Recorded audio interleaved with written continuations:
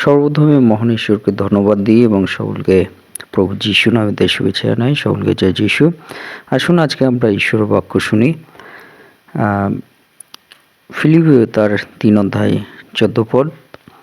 লক্ষ্যের অভিমুখে দৌড়িতে দৌড়িতে আমি খ্রিস্ট যিশুতে ঈশ্বরের কৃত ঊর্ধ্বদিগস্থ আহ্বানের পণ পাইবার জন্য যত্ন করিতেছি।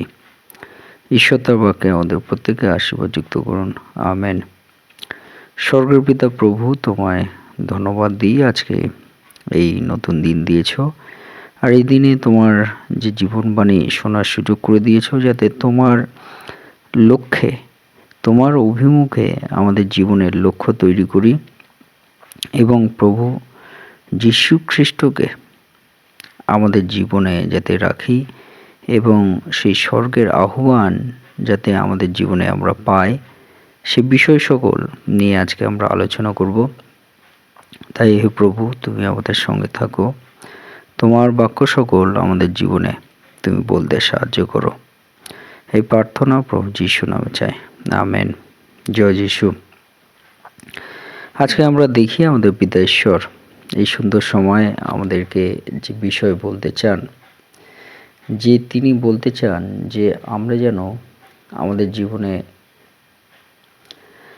জীবনে যাতে আমরা একটা অভিমুখ রাখি, অর্থাৎ আমরা যেন আমাদের দিক নির্দেশন আমরা করি।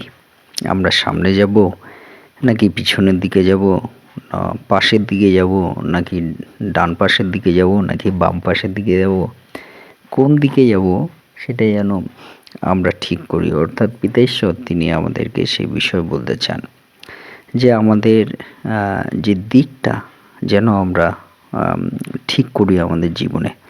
যদি আমাদের জীবনে আমরা কোন দিকে যাব এটা ঠিক না করতে পারি, তাহলে কিন্তু আমরা বিভিন্নভাবে আমরা কিন্তু বিভিন্ন দিকে গিয়ে কিন্তু আমরা পস্তাবো। অর্থাৎ আমাদের জীবনের যে লক্ষ্য, সেই লক্ষ্যে কিন্তু আমরা পৌঁছাতে পারবো না। সেই জন্য আমাদের জীবনের একটা দিক নির্দেশ আমাদের দরকার আছে। আর সেই ক্ষেত্রে আপনাদের বলতে চাই, যদি আপনারা না বুঝতে পারেন যে কোন দিকে আমি যাব, তো পিতা ঈশ্বর কিন্তু সে বিষয়ে আপনাকে, আমাকে, আমাদের প্রত্যেককে বলতে চান যে আমরা কোন দিকে যাব। পিতা ঈশ্বর তিনি বলতে চান যে আমাদেরকে সেই দিকটা আমাদের যেতে হবে যেদিকে সকলে দৌড়াচ্ছে এমন নয়। অনেকে কিন্তু ভুলভাবে দৌড়াচ্ছে এবং সেটা হতে পারে অনেক সুন্দর চওড়া পথ, সবাই ওই দিকেই দৌড়াচ্ছে, এইরকম পথ নয়। কিন্তু এমন একটা পথ আমরা বাছি যেটা সংকীর্ণ পথ, যে পথ দিয়ে যাওয়া খুবই কঠিন, কিন্তু সেই পথটি হলো কিন্তু প্রকৃত পথ। আর সেই পথ দিয়েই কিন্তু আমরা সঠিক জায়গায় যেতে পারি। কিন্তু সেই পথটা কোনটা, আমাদের জীবনের যে দিক নির্দেশ করব, আমাদের পথটা আমরা ঠিক করব, সেটা কোনটা, সেটা কিন্তু প্রভু যিশু তিনি আমাদেরকে বলেইছেন। তিনি যখন এই জগতে এসেছিলেন, যে বলছেন আমি পথ। অর্থাৎ আমাদের জীবনে যদি দিক নির্দেশ করতে হয়, তাহলে কিন্তু যীশু খ্রিস্ট কিন্তু একটি পথ তিনি কিন্তু প্রকাশ করেছেন। সেই পথটি যদি আমরা ধরি, আমাদের জীবনের দিক আমরা খুঁজে পাই। এবং তিনি বলছেন যে আমরা সেই পথ আমরা যখন ধরব, তখন আমাদের জীবনে একটা লক্ষ্য তৈরি করতে হবে, যে আমাদের সেই পথে আমাদের কিন্তু শেষ পর্যন্ত পৌঁছাতে হবে। আমরা সেই পথে যাচ্ছি কিন্তু আবার ব্যাক করে ফিরে আসলাম। সেরকম করলে কিন্তু আমাদের সেই লক্ষ্য কিন্তু আমরা সিদ্ধি আমরা করতে পারবো না, সেই লক্ষ্যে কিন্তু আমরা পৌঁছাতে পারবো না। সেই জন্য আমরা যীশু খ্রিস্ট তিনি পথ, সেই পথের লক্ষ্য আমাদের কিন্তু পৌঁছাতে হবে। সেই পথের যে শেষ, সেই অবধি কিন্তু আমাদের পৌঁছাতে হবে। আর যদি আমরা সেটি পৌঁছাতে পারি আমাদের প্রভু যীশু খ্রিস্টতে, তাহলে কি বলছে, আমরা ঊর্ধ্ব দিগস্থ আহ্বানের পণ আমরা পাবো। ঊর্ধ্ব দিগস্থ বলতে স্বর্গের আহ্বান কিন্তু আমাদের জীবনে আমরা পাবো। পিতা ঈশ্বর কিন্তু এই বিষয়ে আজকে আমাদেরকে বলতে চান। যতজন আমরা ঈশ্বর সন্তান সকলকে কিন্তু পিতা ঈশ্বর এই বিষয়টি বলতে চান।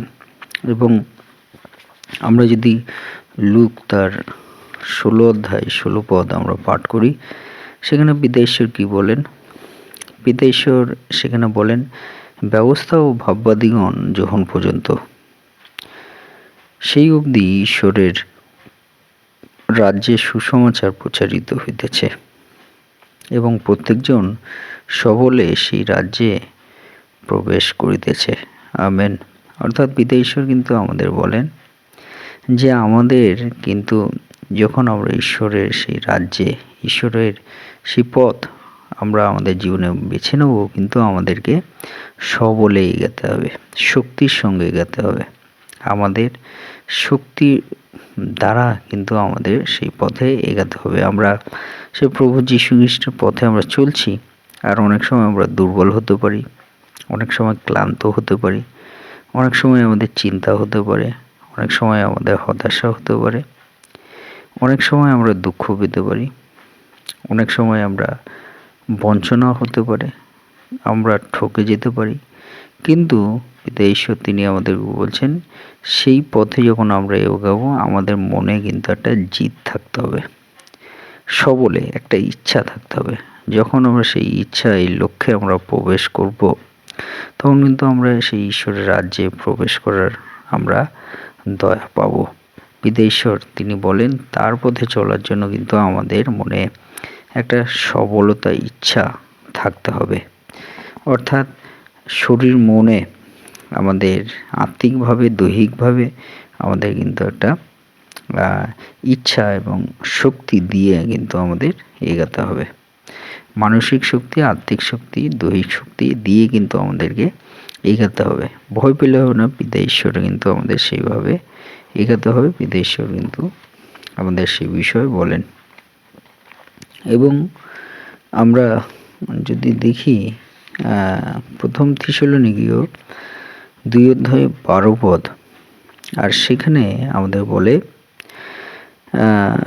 যে যেন তোমরা ঈশ্বরের যোগ্য রূপে চলো, যিনি আপন রাজ্যে ও প্রতাপে তোমাদিগকে আহ্বান করিতেছেন। আমেন। অর্থাৎ পিতা ঈশ্বর আমাদের বলছে যে আমরা যেন ঈশ্বরের যোগ্য রূপে আমরা চলি, এবং যিনি আপন রাজ্যে ও প্রতাপে তোমাদিগকে আহ্বান করিতেছেন। অর্থাৎ আমরা যে পিতা ঈশ্বরের যে পথে চলব, তিনি কিন্তু আমাদেরকে আহ্বান করবেন। আর আহ্বান যতক্ষণ না আমাদের পিতা ঈশ্বর থেকে আসে, আমরা ঈশ্বর রাজ্যে কিন্তু চলা সেই সুযোগ পায় না। তাই পিতা ঈশ্বর কিন্তু তিনি আহ্বান করছেন, তিনি সকলকেই আহ্বান করছেন। তিনি বলছেন, দেখো তোমার দ্বারে আমি দাঁড়িয়ে আছি এবং তোমার দ্বারে আমি আঘাত করিতেছি। তুমি যখন তোমার দ্বার খুলে দেবে, তখন তোমার গৃহে আমি প্রবেশ করব, তোমার সঙ্গে আমি ভোজন করিব এবং তোমার সঙ্গে বাস করিব। আমেন। অর্থাৎ পিতা ঈশ্বর তিনি চান যেন আমরা তার সেই আহ্বান আমরা গ্রহণ করি, তার আহ্বান আমরা সাড়া দিই। আর সেই মতো করেই পিতা ঈশ্বর কিন্তু তিনি আমাদেরকে আহ্বান করে চলছেন সকল সন্তানদের। তাই সেই আহ্বান কিন্তু আমাদের সাড়া দেওয়া দরকার আছে। যারা আমরা এখনও সাড়া দেইনি, সেই সকল সন্তানদেরকে কিন্তু পিতা ঈশ্বর এই বিষয় বলেন। এবং শেষে আপনাদেরকে এই জন্য উৎসাহিত করতে চাই যে ইব্রিয় 6 অধ্যায় 1 পদে সেই জন্য পিতা ঈশ্বর বলে, অতএব আইসো আমরা খ্রিস্ট বিষয়ক আদিম কথা পশ্চাৎ ফেলিয়া সিদ্ধির চেষ্টায় অগ্রসর হই। আমেন। অর্থাৎ পিতা ঈশ্বর তিনি আমাদেরকে বলছেন, আমরা যখন ঈশ্বরের পথ আমরা ধরব, আমাদেরকে কিন্তু আর ধীর গতিতে থাকলে হবে না, কিন্তু আমাদেরকে এগিয়ে যেতে হবে, আমাদের অগ্রসর করতে হবে। আমরা যে এখনও এক জায়গায় না দাঁড়িয়ে থাকি, যখন আমরা পিতা ঈশ্বরে থাকি, আমরা যেন সে পিতা ঈশ্বরে এগিয়ে চলতে থাকি, আমরা যেন বৃদ্ধি পাই, আমরা যেন এগাতে থাকি। পিতা ঈশ্বর তিনি সে বিষয় বলেন। আর সেই মধ্য করে আমরা কিন্তু সেই ঈশ্বরের রাজ্যে আমরা প্রবেশ করার দয়া পাব এবং ঊর্ধ্বদিগস্থ সেই আহ্বান, সেই স্বর্গীয় আশীর্বাদ এবং সেই স্বর্গের আহ্বান কিন্তু আমরা নিয়ে আমাদের জীবনে চলার শক্তি আমরা পাবো। তা আজকে আপনাদের উৎসাহিত করতে চাই, আমরা কি সেই ঈশ্বরের আহ্বান আমরা কি গ্রহণ করব? কারণ ঈশ্বরের আহ্বান কিন্তু খুবই গুরুত্বপূর্ণ। ঈশ্বরের আহ্বান আপনার জন্য, আমার জন্য, আমাদের সকলের জন্য খুবই গুরুত্বপূর্ণ। যদি আমরা সেই আহ্বানে সাড়া দিই, তিনি আমাদেরকে ঊর্ধ্বদিগস্ত সেই আহ্বানে আমাদেরকে তার দয়া আশীর্বাদে তিনি রাখবেন। ঈশ্বর তার বাক্যে আমাদের প্রত্যেককে আশীর্বাদযুক্ত করুন। আমেন। জয় যিশু, জয় যিশু। সর্বপ্রথমে মহান ঈশ্বরকে ধন্যবাদ দিয়ে এবং সকলকে আরেকটিবার প্রভু যীশু খ্রিস্টের নামেতে শুভেচ্ছা জানাই। সকলকে জয় যিশু। আসুন আজকে যে আমাদের আলোচ্য বিষয় তা হলো যে আমরা যেন ঈশ্বরকে আমরা প্রশংসা করি, তার গৌরব দিই, তার প্রশংসা করি। আসুন আমরা এই সময় ঈশ্বর বাক্য শুনি। আজকে গীতসংহিতা 95 অধ্যায় 6 পদ। আইসো আমরা প্রণিপাত করি, প্রণত হই, আমাদের নির্মাতা সদাপ্রভুর সাক্ষাতে জানুপাতি। ঈশ্বর তার বাক্যে আমাদের প্রত্যেককেই আশীর্বাদ যুক্ত করুন। আমেন। স্বর্গের পিতা প্রভু, তোমায় ধন্যবাদ দিই। আজকে এই নতুন দিন দিয়েছো, আর এই দিনে তোমার চরণ তলে আমাদের জীবনকে সমর্পিত করি পিতা। এবং প্রভু তোমার নামেতে প্রভু যেন আমরা প্রণিপাত করি, প্রণত হই এবং তোমার প্রশংসা এবং গৌরব করি প্রভু। সেই বিষয়গুলো প্রভু তুমি আমাদেরকে আরেকটিবার বুঝতে সাহায্য করো। সঙ্গে থাকো, সমস্ত ভার তুমি নাও। প্রার্থনা প্রভু যিশু নামে চাই, আমেন। আজকে আমরা দেখি আমাদের পিতা ঈশ্বর তিনি আজকে যে বাক্যে আমাদের বলতে চান, যে তিনি আমাদেরকে আহ্বান করছে এবং তিনি আমাদেরকে বলতে চাইছে যেন আমরা প্রণিপাত করি ঈশ্বরের কাছে, আমরা জানুপাতি এবং আমরা প্রণত হই, যেন পিতা ঈশ্বর তিনি গৌরবান্বিত হন, তিনি প্রশংসিত হন, তিনি মহিমান্বিত হন। সেই জন্য পিতা ঈশ্বর তিনি আমাদেরকে আহ্বান করেন যেন আমরা তার চরণতলে আসি এবং তার কাছে আমরা নত হই। কারণ কেন আমরা পিতা ঈশ্বরের কাছে নত হব? কারণ আমাদের সৃষ্টিকর্তা হলো ঈশ্বর, আর তিনি চান যেন আমরা তার প্রশংসা করি, তাকে আমরা পিতা বলে রাখি এবং তার চরণতলে আমরা সমর্পিত হই। তাই বলছে আমাদের নির্মাতা সদপ্রভুর সাক্ষাতে জানুপাতি, যিনি আমাদের সৃষ্টি করেছেন, সেই পিতা ঈশ্বর, তার সাক্ষাতে যেন আমরা জানুপাতি। হালেলুয়া। সে বিষয় পিতা ঈশ্বর তিনি আমাদেরকে বলতে চান, কারণ তিনি আমাদের সৃষ্টিকর্তা ঈশ্বর। হালেলুয়া। তিনি আমাদের সৃষ্টিকর্তা ঈশ্বর, তিনি আমাদের তৈরি করেছেন, তিনি আমাদেরকে বানিয়েছেন, তিনি আমাদেরকে গড়েছেন। আর সেই পিতা ঈশ্বরের কাছে আমরা পিতা ঈশ্বর তিনি চান আমরা যেন তার সাক্ষাতে আমরা আসি, অর্থাৎ তার চরণতলে আমরা যেন প্রতিনিয়ত আমরা আসি, তাকে যেন আমরা ডাকি। পিতা ঈশ্বর সে বিষয়ে আমাদের বলতে চান, তাকে যেন আমরা মানি, তাকে যেন আমরা আমরা গুরুত্ব দিই, তার কাছে যেন আমরা নিকটবর্তী হই।